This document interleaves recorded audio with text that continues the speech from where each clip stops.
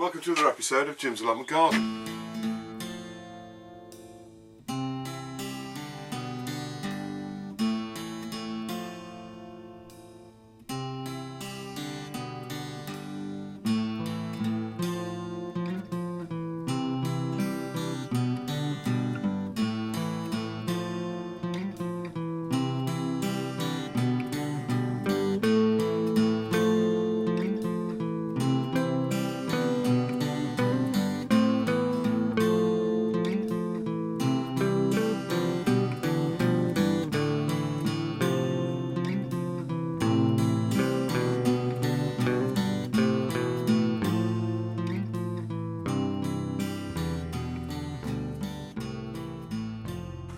Okay, so it's time to tie the onions up, and what I've done is I've got all of the onions ready here, and what you need is, as I say, about 6 inches or so of the stalk left on there, and you need that to tie it up. And basically what you need to do now is get yourself some string. Now, I don't typically use the sort of the nylon-y type string because I find this can cut into the to the onion stalk as you tie it up. So what I suggest you use is some normal string. Pound shop, obviously really cheap. And what you need is, well, it depends how many onions you want to put on really, but I typically put about kind of that much, which I suppose, hang on, let me just cut that off and I'll explain what I'm doing. So all I've got there is a length of string now, so I've got four lengths there, and what I'm going to do is just tie that at one end, so basically what I end up with is kind of 2 loops. So what I'm just going to do is just put a knot in the end there. So what I've got is effectively 4 pieces of string in there, and I'll explain why in a moment. And all I've done is just knot it at the end. So I've got obviously the loop, I've got the loop there, and then I've got the 2 ends. And basically what you need to do then is hang it on some structure, either in your greenhouse or your shed or wherever. And I'll just put a piece of metal up here so I can hang it up. So there you go. So there's the piece of string sort of hanging. I'm going to just bend that down a bit, so it's not banging on the glass. So as soon as you've hung it up, you can start to hang the onions. Now, to hang the onion, what you need to do, hang on, let's get that out of the way. What you need to do is kind of, if you imagine you put the onion through one of the loops, and then you're trying to like make a figure of 8. So if you imagine if those are the pieces of string there, I'm going to go through 2 of them like that, and then I'm going to go back, round, yes. And then I'm going to go put the onion through the loop and then through that way.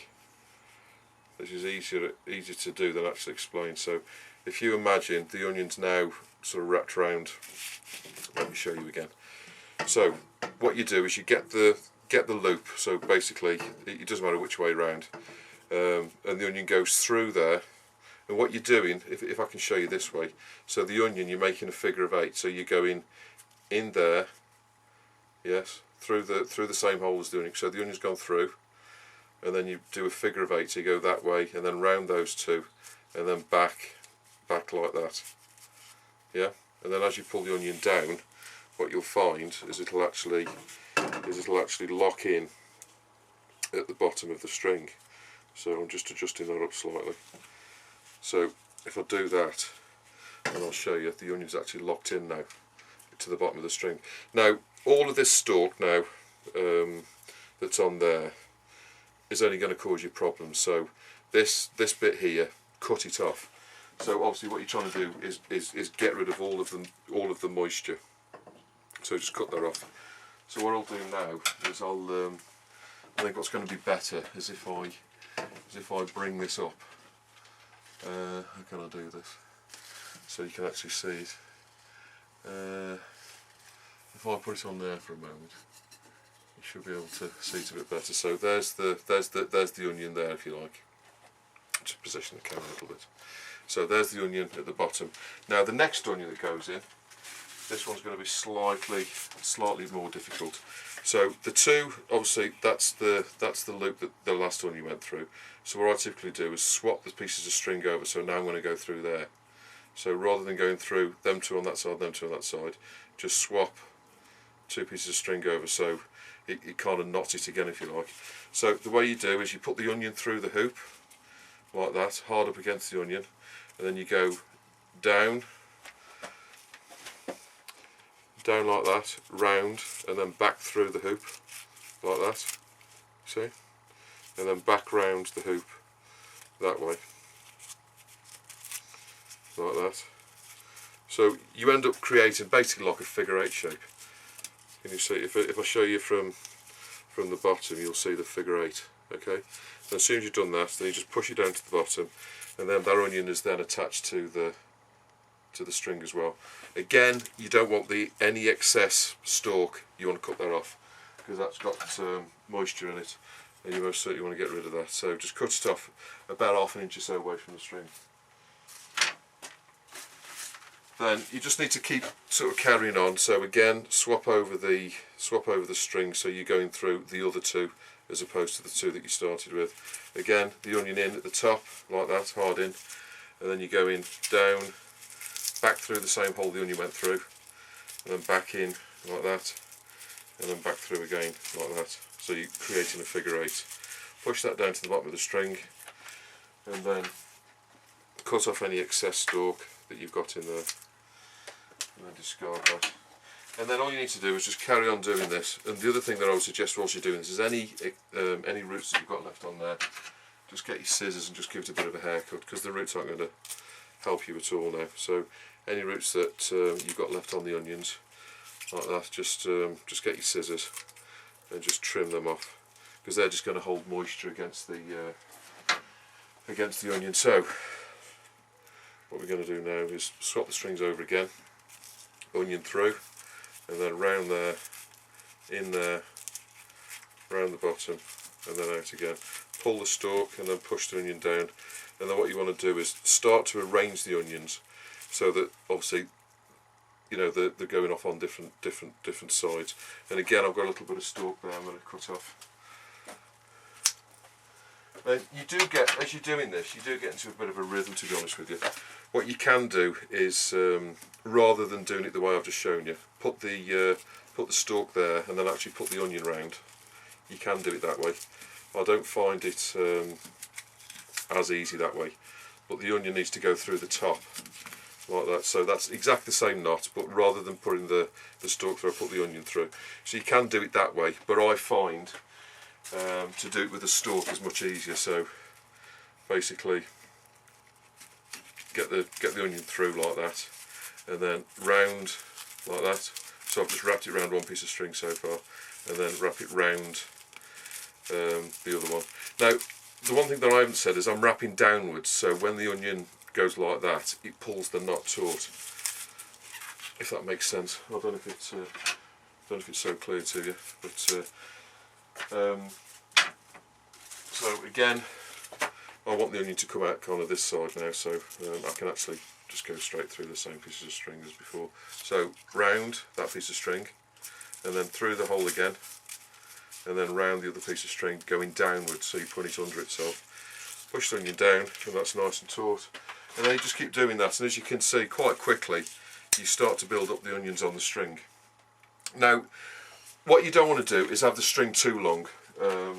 Apart from the fact that you know, to store them in the garage, what you want is probably around about 2.5 foot's worth of onions. I wouldn't suggest you have any more than that, because it's you know, hanging them up, you want them to be up in the air rather than sort of dangling on the floor. And also what you want is to you know, for them to be easily carried. Now if you put any more than sort of 2 or 3 foot on there, what you'll find is that it gets quite heavy, and you're putting quite a lot of tension. I mean, the string, can you hear already, that's only with 1, 2, 3, 4, 5, 6, 7, 8 onions on, and I'm going to probably put about 20 onions on here or so. So obviously, as you can imagine, when you put the weight on of all the onions on these pieces of string, obviously you've only got 4 pieces of string here, you're going to end up with something like about 15 kilos on this piece of string. So you know, what you don't want to do is you know, put too much stress on the string.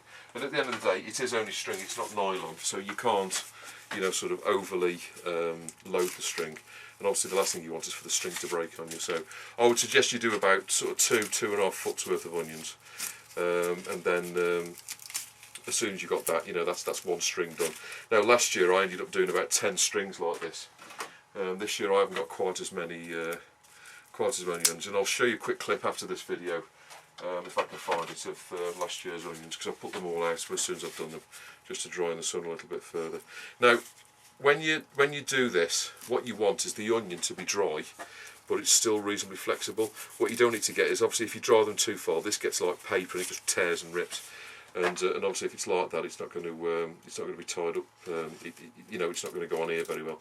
So you still want it to be reasonably pliable. As you can hear, this is still bending round, but there's not any moisture in there to cause any problem as such.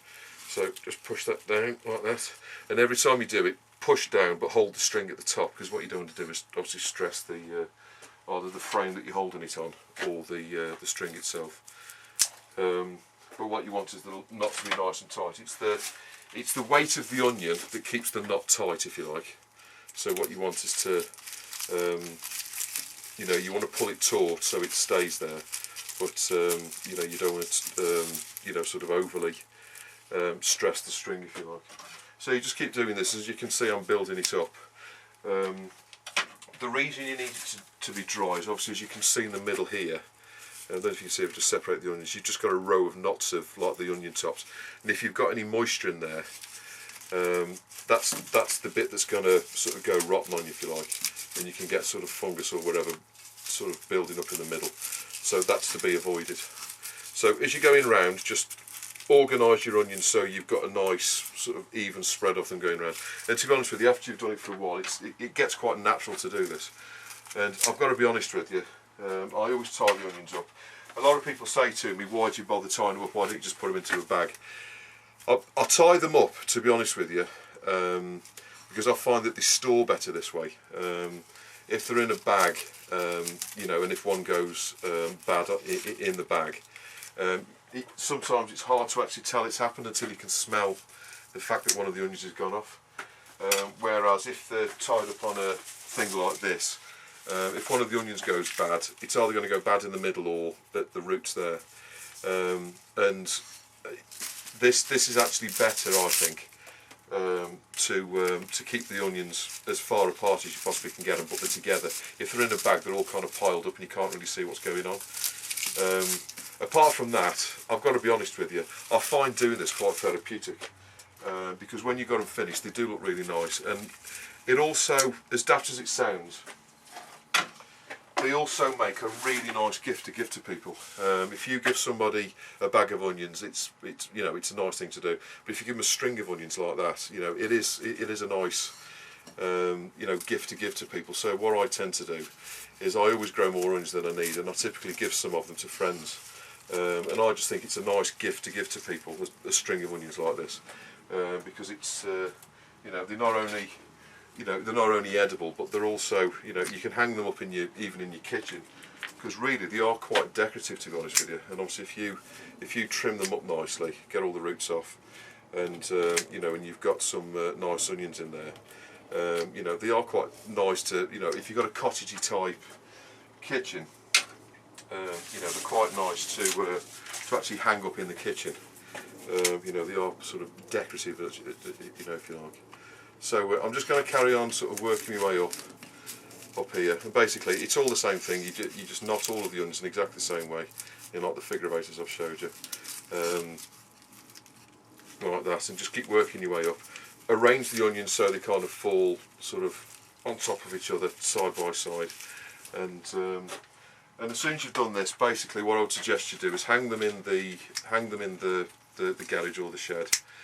They'll store perfectly well anywhere that's kind of dry, really. You know, it's nice for them to have a little bit of sunlight. You know, they're not like potatoes where you've got to keep them in the dark. They actually do well if they're kept in the light, because they'll you know, it'll keep them dry. Because what you want to do is keep them dry, because obviously the one thing that's going to cause them to go bad is sort of mildew and fungus. So if you can keep them reasonably warm, obviously frost free, and keep them in the shed. Obviously they've got to be dry. You know, these will last you well into next year. I mean, I've not long thrown away the some onions. There was just a few left from last year, and I only really threw them away about a month or so ago. So I basically have got enough onions to last me all year round. And if you store them like this, I find that you know, they're hung up in the shed, out the way, up against the wall. So they're not you haven't got bags on the floor or anything like that, so they're not in the way. And you know, they'll sort of store like that. And you know, as I say, they're nice as gift really. If you got them all strung together like this, it makes quite a nice gift to give to people. Even if it's a little bit on the heavy side. But because if you've, I mean, that's got to be 10 kilos now at least in there. I will actually weigh, and I'll put it across the bottom of the video how much it's weighed when it's finished. But on a string like this, you can easily get 15 kilos of onions, if not more, if you know, if you completely pack it up. And as I say, you know, you've already cleaned the onions up, so they're already nice and clean.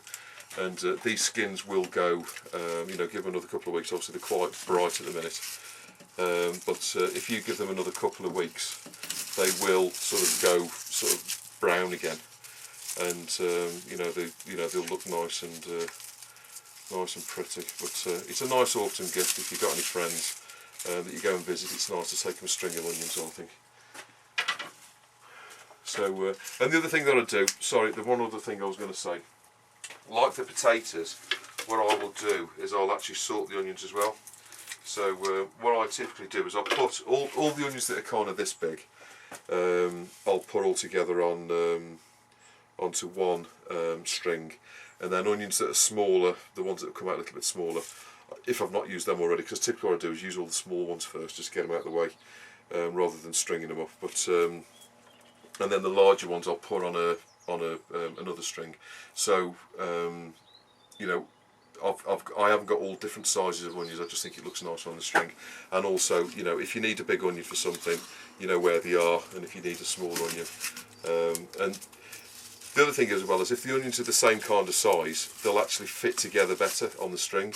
Whereas if they're all different sizes, you'll get like a large one and then it won't quite sit right. And then, but obviously, if you look at that now, they're all reasonably symmetrically placed around the string. And you know, they just look nice if they're all roughly the same size, I think. So this is the last one I've got in the bucket. I need to go and get a few more because I can get about another 6 or 7 on here, to be honest with you.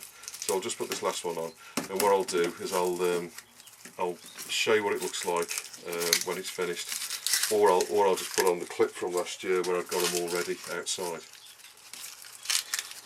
Okay, so there you go. So there's about, I'd just say from the bottom one, that's about a foot, and then so there's about 2 foot on there. The string, as you can see, is like a guitar string now, so I don't want to put any more on there. And what I typically leave is about kind of 6 inches or so at the top there, so you can you know, so you can sort of hang it up on the shed. But that's basically one string of onions. And so all you need to do now, as I say, is you know, just hang them up in the shed. Keep your eye on where the knots are, because obviously if the knots are a little bit wet, what that can do is you can get a little bit of fungus forming in there. So you can see the roots. That's where the onions are going to go, either there or at the other end, which is where the roots. So you can actually see, just by lifting the onions up, you can see all the knots on the inside like that, so you can just check that everything's okay. But that's basically how to string onions up.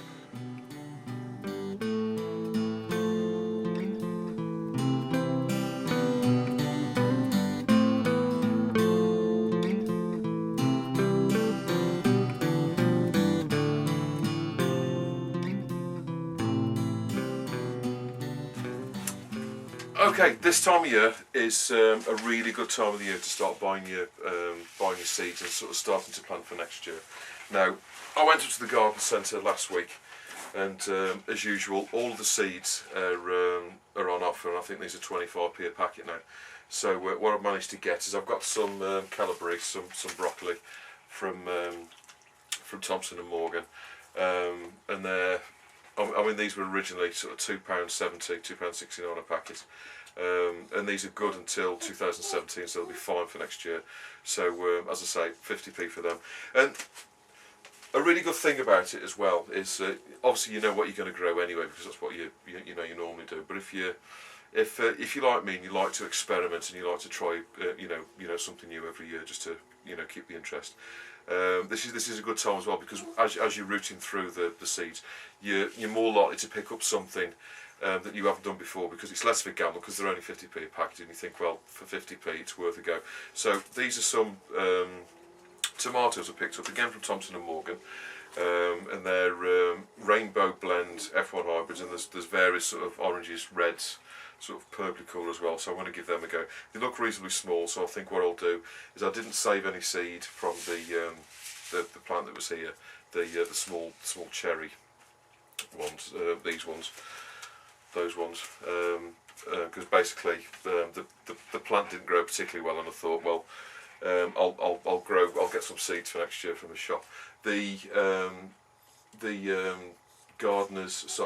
money maker, I'm going to save some of the seeds, and I'll show you how to do that in one of the next videos. But all you need to do basically is just cut the fruit open, as you can expect, get the seeds out, put them onto a little bit of tissue, and then just dry them out, and then they'll be great for next year. Tomato seeds are really easy to to get from this year's tomatoes. All you need to do is get a reasonably large tomato, cut it open, get the seeds out. Obviously, wait till it's ripe, it's red, and then cut out the cut the tomato in half. Get the seeds out onto some tissue, let them dry out, and then again put them into either a paper bag or an envelope, save them for next year.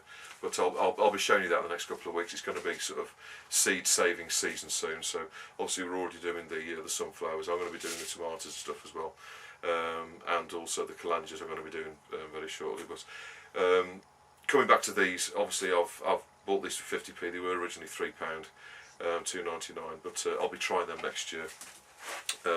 Obviously, I've bought some Swedes as well for next year. Now this is the variety I grew this year as well, so they were really good. Again from Thompson and Morgan, and they're the Barbora Swede plants. So I'll be growing some of them. And the difference that I'm going to do next year, like I did this year, if you remember, I grew these in modules, like in little tubs, if you like. And then after they grew up, planted them into the ground. Now, in years gone by, I've always put these straight into the ground, but this year I've had considerably better results from growing them in a little tub first, and then putting them, transplanting them into the ground later. So I'll be doing that next year. I've got some seeds as well from Thompson and Morgan for the carrots, and again this is the Rainbow F1 hybrid, so these are the ones that are growing outside. I'm going to be doing some more of them next year. So unfortunately I only managed to get one packet of these, because there's only seeds in there. Oh, there's 300 seeds in here, sorry, so there'll be plenty there. But you always typically want plenty of carrot seeds, I find, because I don't think I find the germination's not brilliant, to be honest with you. These ones are some spring onions, again 50p a packet, and they were originally £2. And they're good till December 2017. So again from Thompson and Morgan, so spring onions again for next year. And I've also managed to get some Frenchy. Now Frenchy seeds can really recommend it, to be honest with you. They are really good, and we got some quite unusual varieties, I find. And so if you're ever going to experiment, some of the Frenchy seeds are really good. I think they're sort of mainly targeted at mainland Europe, to be honest with you, so perhaps a little bit hotter than the UK climate. But I find that they're really good. This year the sweet corn, what came from Frenchy? The sweet corn, what else came from Frenchy this year? There was quite a few different things I actually grew. I knew the sweet corn did. I think some of the brassicas did as well, and they've all grown really well. So I thought I'd try those. So anyway, get up to your garden centre in the next week or so, in the next couple of weeks, and you'll find more likely than not that the seeds are on offer, and you can pick up some really good bargains in the next few weeks.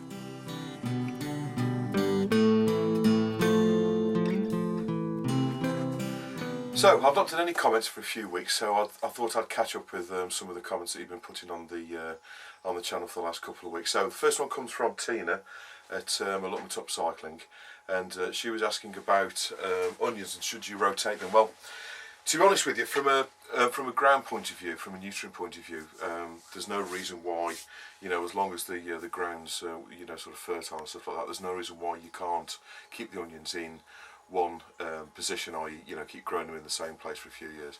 However, the one thing that I will say is the things that one thing that onions do suffer with is the allium fly. And now this little critter always basically attacks the onions. And I don't know if you saw in an earlier episode of mine this year, a couple of my onions actually got attacked. And what you find is, like, on the onion leaves, the leaves will start to go curly. Now, an onion leaf should be nice and straight, and, it should come out to the top of the plant. And what you'll get is, like, the sort of the eggs on the onion, and the little bugs sort of butter up inside the leaf of the onion. And what it'll do is it'll cause the onion to make the leaves curl. Now, if you get that, unfortunately, with the allium fly, what it actually does is it has two seasons in a year, if you like, so 2 cycles of its life in the year. So what will happen is if you get onions that are attacked or get this at any point in the year, what will happen is, unless you take the onions that are affected straight out the ground, what will happen is the eggs or the bugs or whatever will go down onto the ground around the onion. And so if you put onions there again the next year, or even if, because there's 2 cycles, even if you put normal onions in during the sort of the spring, and then you grow those onions, what you can do at this time of year, obviously, is you can put in the Japanese onions or the winter onions. Now, if you put those in the same place, these sort of eggs, bugs, wherever, of the allium fly will be in the ground there, so they will then jump on, your new onions there. So, what I would suggest, Tina, is if you have suffered from the allium root fly, that's sort of gone onto the leaves, and it's made the leaves go curly. If you've seen that on any of your onions, the onions are going to be perfectly okay. You can use those onions, it's not a problem, because typically what they do is they attack the leaves as opposed to the bulb, which is the bit that you eat. But if they have gone on there, the likelihood is, unless you've caught it really early, they'll be in the ground. And if you put some more onions in the same place, obviously you're going to be putting them into the ground that's affected. So if you have seen that, what I would suggest is you rotate the crop. So if you have seen that on your onions, don't put any onions next year in the same position. And most certainly, if you're putting any sort of autumn onions in, like the Japanese onions, most certainly put them in a different position. And then what I would suggest you do is leave it for a year or 2 before you put your onions back in that same position, because the bugs will be in the ground and they'll sort of jump back on the onion. So that's really the only reason, at least that I'm aware of, that I suffer with, where I have to rotate the onions around. Now, I typically try and rotate them anyway, just for good practice. But as I say, unless you've had that problem and you keep the ground fertile, so you dig plenty of muck in and stuff like that, there's no reason why you can't put the onions there again the following year, unless you've had this problem. The next one comes from Brian Hubry, and he was saying about there was a clip a couple of videos ago where the brassicas, the broccoli, the second set of broccoli that I put in, has got some sort of holes in the leaves, and he was saying that it wasn't necessarily caterpillars, it could have been the flea beetle that sort of jumped on there and sort of eaten the holes out. Now, in all honesty, I did see some caterpillars a couple of weeks before, and I killed them off. There seemed to be a few more holes, but you are right, Brian, there could have been a few flea beetles in there that have caused the problem as well, so I could have more than one problem. But I was looking for caterpillars because I'd seen them in there before. But you are right, it's worthwhile looking for those as well.